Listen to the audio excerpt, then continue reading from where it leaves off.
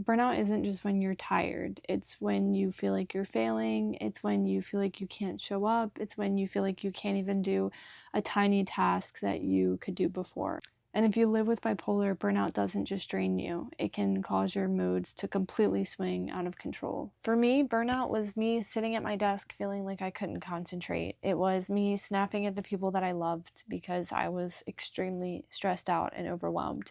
It was not even being able to do the creative things that I love, like paint or go outside or create videos or do any of the things that I love because I was so overloaded with everything else in life. And I just kept thinking, is this burnout? Am I having another episode? Like, what is happening? And I really think that burnout affects your brain in ways that nobody talks about. And it can trigger an episode for people who do have a pre-existing diagnosis of bipolar. And I also wonder how many people had their first episode triggered by burnout, you know? But it doesn't just exhaust your body, it makes you feel entirely emotionally unstable. And that's what I felt. Burnout is not laziness, it's not weakness, it's not because you couldn't push through. That's not what burnout is. Burnout is your mind and your body begging you to get some rest because it has been constantly overloaded, and our bodies are not made to be constantly overloaded like that. A lot of times ignoring it makes it worse. Ignoring it makes the symptoms get so much worse. But luckily, I think that there are some things that we can do to help, I wouldn't say prevent or get rid of burnout, but there are things that we can do to help manage it. So the first thing, I think this just really depends on where you're at on the spectrum of burnout. I think if you're kind of starting to feel the burnout and it's kind of starting to get worse, I've found that finding time to do the things that I loved helped before it became completely unmanageable, like setting aside time to paint for me, or setting aside time to write, or spend time with my family, or I like to visit cities. So, like, visiting a new city is just something that excites me. So, making time for that outside of work, outside of everything else that's going on in your life can kind of help. It kind of recharges your battery in a way. But again, that's not going to help you if you're to the point where you can't even get through the day. Like I said, my burnout, got so bad that I couldn't even do the things that I loved and the things that I wanted to do. If you're in that boat, let's keep moving. Hopefully some of these other tips will help you. This one is so frustrating, and I don't even fully practice this myself, and I kick myself because I know it's helped when I have implemented it, but please get outside. Go for a walk, get fresh air, go for a walk in the morning before work, go for a walk on your lunch break, take a walk in the middle of the day in between meetings. Just get outside, just get fresh air. I don't care if it's super hot outside, freezing outside, just walk, get outside.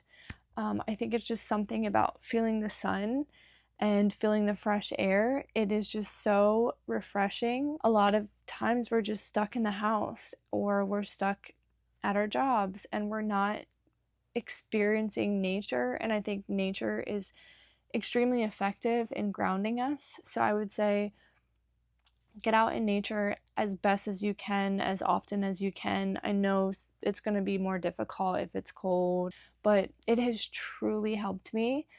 And there was a point in my life when I was going on walks every single day on my lunch break, and it was phenomenal for me. It was absolutely phenomenal. So it helped me a lot, especially when I was under a lot of stress at that point in my life. The next one, I'm really like, I should not be giving this advice because I can't take this advice myself, but it's something I'm working on, and it's something that I'm continuing to work on with my therapist and others around me. But please set boundaries. I'm terrible at this. I have always been so terrible at saying no. A whole nother topic, but I think it's just because I feel like I'm not good enough, and I feel like if I say no, I'm going to disappoint people, or people are going to get upset with me, or they're going to think I'm like incompetent, or they're going to think I can't handle it. That's another thing. If I say no at work, it makes me feel like people are going to think like she can't handle it. So I've always been a yes man, and I also don't like hurting other people's feelings. So when I'm in a situation that's uncomfortable and I feel like I'm going to hurt other people's feelings, it's really hard for me, and I've gotten better over the years, but I know that some of my burnout could have been prevented if I had just set better boundaries and I had said no to things that I truly could not take on. And there are healthy ways to say no. Instead of saying no, and take no out of the vocabulary, you don't have to say no just to set boundaries, right? You can take no out and you can say, I would love to, this is what I can do. So you're not saying no. If somebody says, can you complete this report for me by Friday? Instead of saying no, you can say, well, I don't really have the bandwidth for that right now, but what I can do is I can complete that for you if you can give me, 2 additional weeks or 3 additional weeks, or if we can extend the deadline on this, then yes, I can help you. And there was this book that I read a long time ago. I'll have to find it and link it, but it's related to the hospitality industry, and my background is in hospitality. That was one of my first jobs. I started working at a hotel and I ended up working my way up in the hotel industry, and one of my general managers gave me a book, and it was about how we don't really say no to our customers or our guests. But it's you can't let guests or customers walk all over you. So what do you mean you don't say no? And it's the same philosophy where it's instead of saying no, you always want to say what you can do, or you want to give them options to make it feel like you're not just explicitly outright just saying no, you can't do that. Again, I'm currently working through that one. It's really tough. And I guess the last one I would say is to speak up and communicate. I feel like a lot of us assume that our bosses or coworkers can read our minds, and we think they see that I'm putting all these hours in, they see that I'm doing all this work, they have to know I'm burnt out, why aren't they doing anything? But a lot of times people are just they're in their own world, and we're all in our own world in some way, and we can't assume that people know what's going on if we don't communicate that. But there's 2 parts to speak up. And the other part of that, the speak up part, I think it's really helpful when we brainstorm ideas and we put those ideas in front of the person that we're communicating with. So for example, if I have a bunch of tasks put on my plate, instead of just going to my boss and complaining and being like, oh my gosh, I'm so burnt out, why are you guys doing this to me? That's not what I mean when I say communicate. What I mean is you go to your boss and you say, my workload has gotten extremely heavy over the past few months, but this is what I was thinking. Can we distribute this to this person? Can we delegate this task to this person?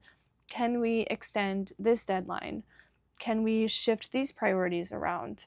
Can we consider this? If you work shift work, can we maybe come up with a new idea on how shifts are assigned or how shifts are delegated? Or, I just think that when we come to somebody with ideas on how we want to resolve the problem, it ends up working out so much better. And also, you have a say in the solution.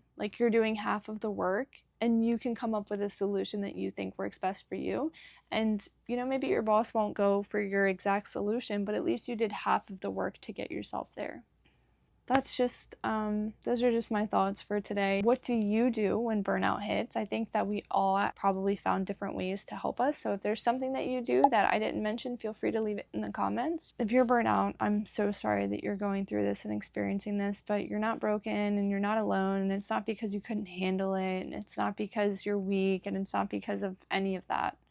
There's so many people burnt out right now, and I have my own opinions on that. I think that especially in the United States, all of these companies have laid off a bunch of employees because they've tried to save money, and the companies are doing well, but they're laying off more people, but the productivity is expected to be the same. It's well, yeah, we're basically doubling the work on people because we have half of the headcount that we used to have, but we're still expected to meet the same goals. It's just, again, that's a whole nother tangent that I could go down, but I just want you to know that you're not lazy. You can handle it. It's not your fault. You deserve rest. You deserve peace, and you are not alone. Thanks for listening. Thanks for watching, and until next time.